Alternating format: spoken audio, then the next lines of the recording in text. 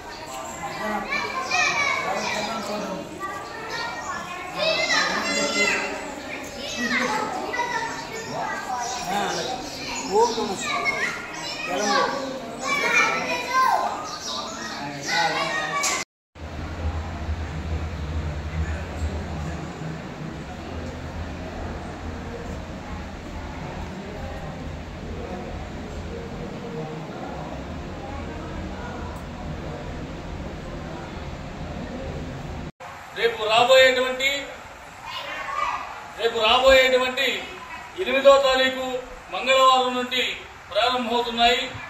సాయంకాలం 5 గంటలకు విశ్వక్షేణ ఆరాధన, పుణ్యావచనము, అంకురార్పణ, అగ్ని ప్రతిష్టాపన, ధ్వజారోహణ, మండపారాధన కార్యక్రమాలు జరుగుతాయి. తదుపరి రాత్రి 8 గంటలకు స్వామివారి యొక్క ఎంతో వైభవపేతంగా విద్యుత్ అలంకార దీపాలతోటి, భక్తుల యొక్క గోవిందనామములతోటి, అర్చకుల యొక్క వేదమంత్రములతోటి ఎంతో వైభవపేతంగా స్వామివారి యొక్క కళ్యాణ మహోత్సవం జరుగుతున్నది. అలా జరిగేటువంటి కార్యక్రమానికి యావత్ భక్త జనావళి కూడా విచ్చేసి స్వామివారు అమ్మవారి యొక్క కళ్యాణ మహోత్సవాన్ని కనులారా చూసి మనసారా తరించి స్వామి యొక్క తీర్థ ప్రసాదమును స్వీకరించి తరించవలసిగా కూర్చున్నాము. జయ శృంగార వల్లభాయ నమః. శృంగార వల్లభ స్వామి వారు అనగా ఇక్కడ మన తిరుపతిలో చక్కనటువంటి దివ్యమైనటువంటి దేవాలయం ఉన్నది. ఈ దేవాలయం అతి పురాతనమైనటువంటి దేవాలయము.